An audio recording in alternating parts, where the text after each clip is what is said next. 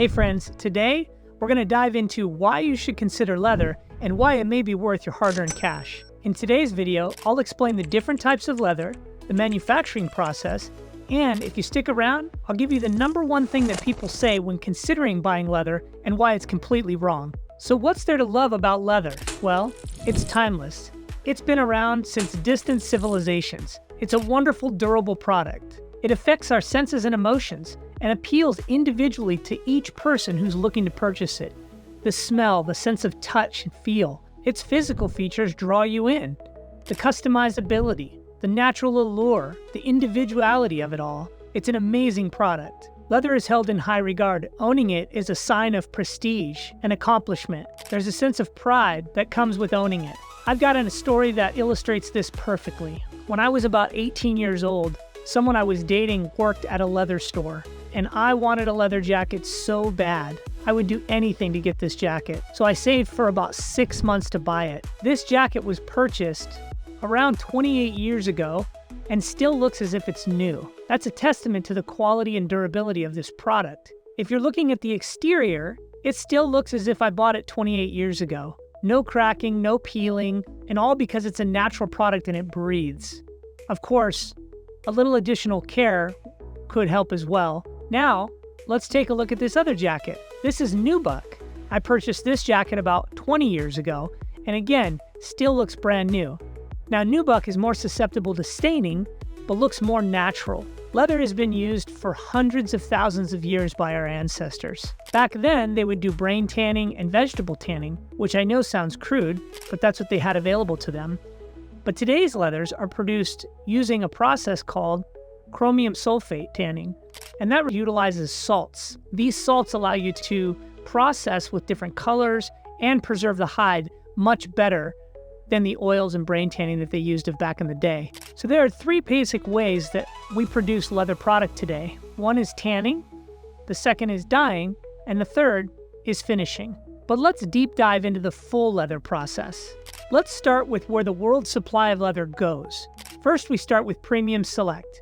So out of 100% of all the leather hides that are available, only 5% goes into the premium select bucket. Next, we go to the full grain.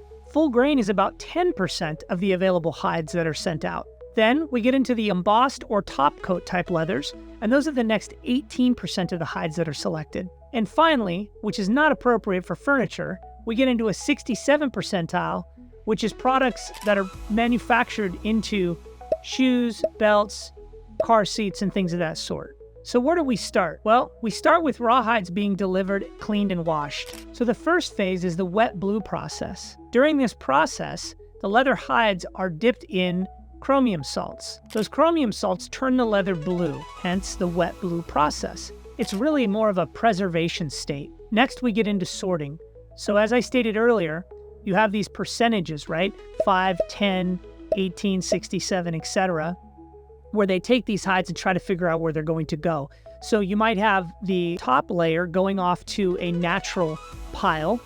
You'll have a full aniline, maybe with a little bit of correcting, going off to the next pile. An everyday pile, which is like, let's say the 18% pile. And that's where there's going to be some natural markings that have to be removed and you have to have some color added, etc. A little bit more work applied to that hide.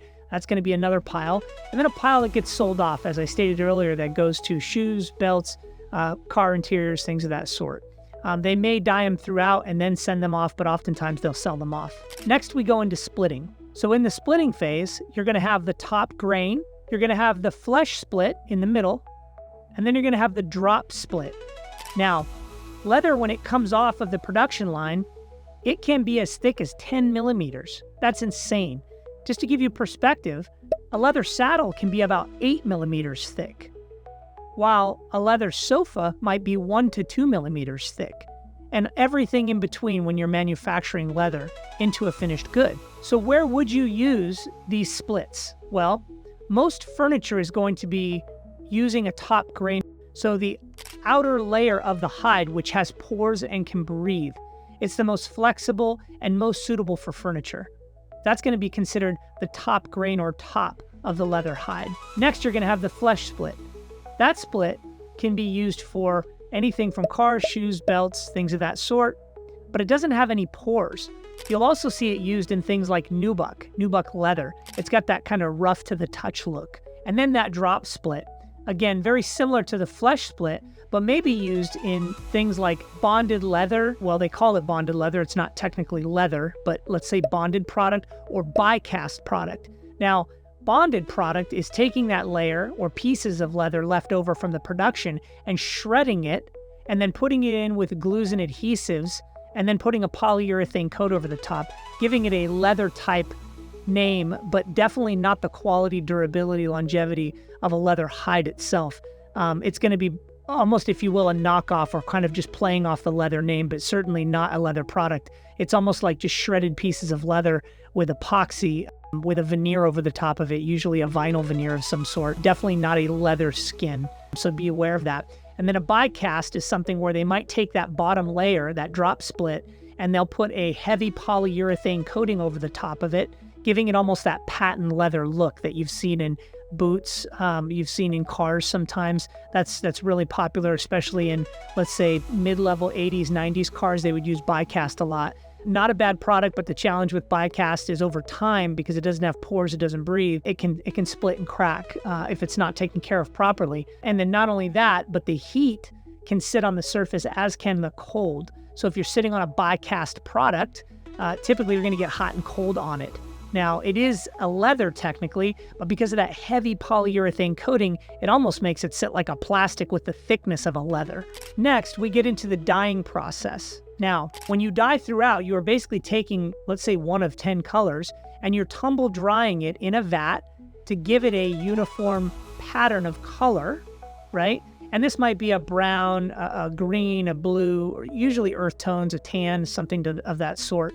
But it's going to be dyed throughout. And what you'll find oftentimes is a dyed throughout process, okay, if finished at that point, so there's no additional work being done, can reflect what you might see in a natural leather. So that dyeing and milling process is critical in giving you a high quality product. Now let's talk about a corrected or enhanced or buffed process. That's the next process. Now, not all leather hides go through this. As I stated earlier, that 5 to 10% that may not require much work because it has very few natural markings, very few pock marks, very few stretch marks, very few bug bites or veining or all the things that people may not like, even brands. You'll see branding sometimes done. And basically the process is they take the hide, they run it through a machine, and they sand off a tiny bit of the top of the hide just to clean it and make it uniform. And when they do that, oftentimes they're gonna have to put a stucco, right, an epoxy type filler back in to fill some of the holes that may have been exposed when they sanded that top off, right? And remember, these are like bug bites and natural markings, things like that. And so when they do that, they expose the hide, right? There are still pores, but they have taken some of the graining, the natural graining off the top. And what they have to do now is they have to emboss it to get that natural look back, okay? So after you have sanded it, buffed it, enhanced it, what you have to do next is you have to emboss the hide. How do you emboss the hide? Well, you take these steel rollers and you roll the hide through, and now you're embossing, you're imprinting a uniform grain pattern that mimics the original grain pattern of the hide. Now let's talk about pigmenting or finishing. The pigmenting or top coating is a process that allows you to put different coloration into the hide or a flat color over the top, or give it a different look. For example, you can create a sevage. A sevage is a roll technique that gives you a two-tone effect, like a marbling effect, that looks kind of natural. It's really, really cool and gives you a lot of character in the hide. So if you had accessories in the home, you might be able to pull browns or grays or blues out with the right sevage application. You could have a hand-wiped finish. So they take a different color of leather and they literally hand-wipe it with a sponge and make it look really cool, right? You could have a tipping process where they roll like a sponge over the top and it just gets the tops of the grains, which again gives it a lot of depth and character. Now let's talk about some of the terms, just by definition so you're in the know when you go into a store to shop for some of this product. Pure aniline or full aniline, sometimes referred to as natural. That's a product that reflects its natural look. So it's as close to its natural state as can be. Usually the most expensive product you'll find when it comes to leather is natural full aniline or pure aniline leathers. SemiAnalin. SemiAnalin is what you usually see in vehicles or on furniture. SemiAnalin is a product that started off very similar to full aniline with regard to the quality of the hide itself, but now has a top coat of color applied to the outer layer of the leather, making it SemiAnalin. The quality of the hide, if you will, is still the same. The misnomer out there is SemiAnalin or corrected or enhanced leather is not the same quality. Similar quality, durability, etc., but you're going to have a top coat of color added to the outside. So if you are pigmenting and you're correcting, you're just enhancing the leather, you're adding different layers of finish to give it more character because you have taken some of that character away by enhancing or sanding the leather, let's say initially, and now you have to put it back in. And this is very common in the furniture industry. Split hide is basically just the hide being split into different layers and being sold off or utilized however it can be utilized. Bycast is basically a leather hide with a heavy polyurethane coat, usually not the top grain part. It's usually the flesh split or the drop split. Bonded. We briefly touched on this. Bonded is basically pieces of leather that are put in a blender, if you will, with some epoxy and layered and flattened with some polyurethane over the top. So we talked briefly about some of the markings you might find on a sofa, and we'll show you some images here. You've got barbed wire marks, you've got stretch marks, you've got veining, you've got branding, and natural markings that you'll find on any hide. Those are usually held in high regard. People like the fact that their product is unique to them. That's the beauty of buying leather. As I stated earlier, think about it. Our ancestors hundreds of thousands of years ago used these leather products to shelter themselves, to put clothing on their backs, for shoes, and many other things. And some of these leather products have been found now, even 10,000 years later, to still be intact. Pretty amazing. Not quite my leather jacket, but still an amazing durability story. So as I mentioned earlier, we have this, what we call kind of Moody U example of leather processing from top to bottom, and it's right over here. You'll notice the first thing is an actual cowhide. You can see it. It's got the hair on it and everything, and that is the first process. Then you're going to go into the wet blue phase. It's the second section down below. Next, you have the crust leather. Then you're going to go into the full aniline or pure aniline or natural leather. Then we go into the semi-aniline, and then the fully corrected nubuck and oil wax pull-up. We didn't talk a lot about these, but I'll touch on oil wax pull-up. Nubuck was the jacket example, and is usually that crust or drop leather part of the split. Oil wax pull-up is basically a natural leather. It's that premium 5 to 10% of the hide that then has an oil or a wax applied to it. This is not seen often in the furniture industry, but it gives it that old world look. You'll notice if you have a wax pull-up, they call it a pull-up because if you pull on the leather, you'll see the wax stretch in the hide. Those will generally develop what we call a patina. They'll reflect the way you live, as stated earlier, a bomber jacket type of look. So the more you touch and feel an area of, let's use a sofa, for example, or even a jacket on the elbows, you'll notice those will get darker because of the stretching and the working of the waxes or oils and or the soaking up of natural chemicals or materials in the environment when you're sitting and touching and rubbing. Let's talk about why somebody might want to buy leather. Well, it's comfortable. It's durable. Leather has an amazing temperature adaptation. It literally breathes up to about 15% of the moisture in the air.